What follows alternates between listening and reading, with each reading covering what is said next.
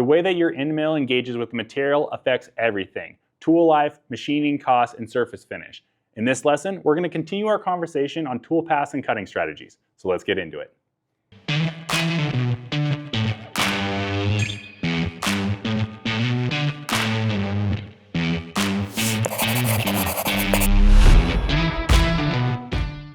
In the last lesson, we started talking about toolpath strategies and concepts that we can use when CNC machining.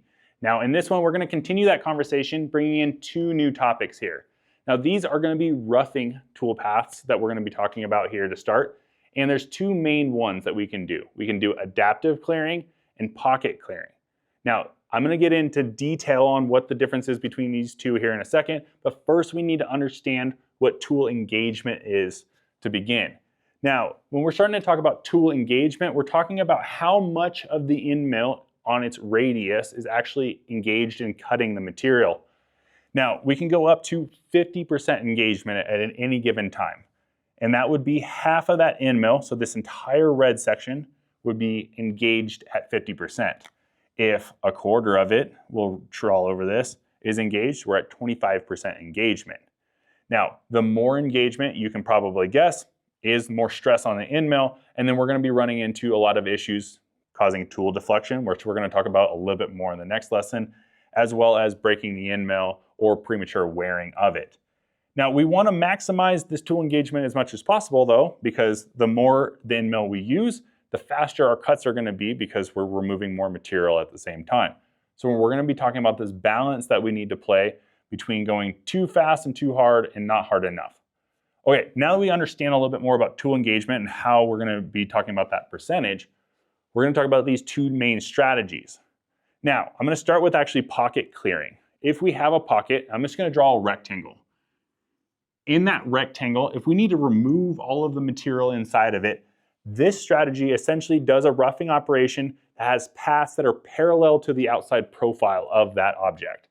So I would come in, most likely in a helical pattern. So I'm going to come in slowly in a helical area, and then I'm going to start doing my pass.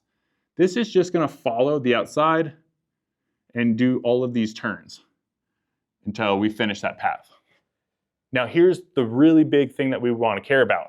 Each one of these 90-degree turns causes a ton of shock into the end mill.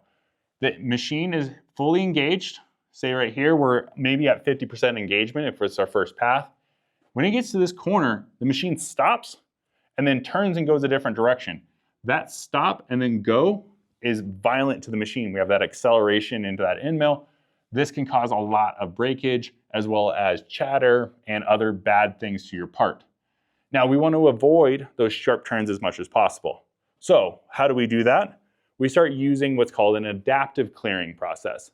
Now, with that same exact rectangle as our example, I would still do the same helical motion to get into the material.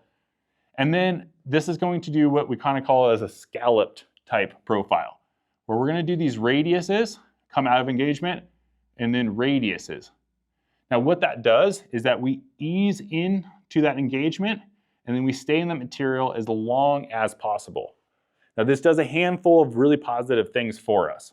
First of all, it has constant tool engagement. The longer that tool is engaged in the material more consistently, the less the shock, the faster the cutting, and we're reducing heat, removing that material more efficiently. Now, with that being said, we always kind of want to stick with this adaptive clearing process unless the geometry doesn't work appropriately for it. Smaller geometry slots are not going to work for this. We're going to have to switch to that pocket. So there is a time and place for pocket, and that's why it exists. With that, what we're going to be looking at is that we have two things that we can control even when we're using these two different concepts. The first one being called step down and the one called step over. Now step down you can probably guess just by the name of it. How deep are we stepping down into the material on each individual cut? Now the larger we can step down, you can guess faster material removal, but our stress goes up on our end mill. If we go too large, we're going to overload and break that end mill, or we're going to cause problems with the part. If we look at this little diagram I've drawn here, the red rectangle is indicating the side profile of our end mill, and then we have this step down that we have here. Now, the rule of thumb that we want to use on these is a percentage of the end mill diameter. So the larger the diameter, the deeper the cut that we can take on a normal basis. If we're looking at this in a couple different ways, we want our finishing pass that we talked about in that previous lesson to be about 5 to 10% of that end mill's diameter. Again, these are rule of thumbs. Different machinists, different places are going to have very different factors that they're going to be looking at depending on how aggressive or how easy they want to go on their machines. Roughing can be anywhere from 25 to 50% of the diameter of the end mill. And then adaptive being more less shock, faster, and more tool engagement consistently, we can actually go even more engagement on that depth of cut, going from anywhere from 1 to 2 times that tool diameter. Now, to look at this a different way, we have an example here. If this is a 1/2 inch end mill in diameter, we're going to end up having on a finishing pass of 5 to 10%, we're going to have 25 to 50 thousandths of an inch. So that's how deep we're going to go. And then on our roughing, 1/8 of an inch to 1/4 of an inch. And then on our adaptive roughing, we're going to be a 1/2 inch to 1 inch deep. So very, very aggressive on that. Now, on our step over, again, pretty self-explanatory on the name, but that's going to be how much we're going to step into that material. So if I'm drawing my diagram here, this is going to be that distance that we're going to be measuring into that material that we're going in. This again is going to be using a percentage of the diameter, a percentage of engagement of our end mill. This again, larger step over, faster removal. So the more aggressive we are on both of these, larger step down, larger step over, we're getting rid of material faster, saving more money on the machine time. However, we're going to see a rougher finish. We're going to see a lot more vibration and our harmonics coming through. And a smaller step down, we're going to have that smoother finish, but more costly machine time. This also has rules of thumb that are very, very similar to our step down. Our finishing is 3 to 10% of engagement. So we're slightly different in the way that we're going to be looking at using a very small amount of the end mill on our finishing passes versus 1/2 or 1/4 of our end mill on our roughing passes. And then the adaptive passes on this one are actually more conservative, 5 to 20%, but they're going to be more efficient on their cutting paths, making it faster in the back end of that.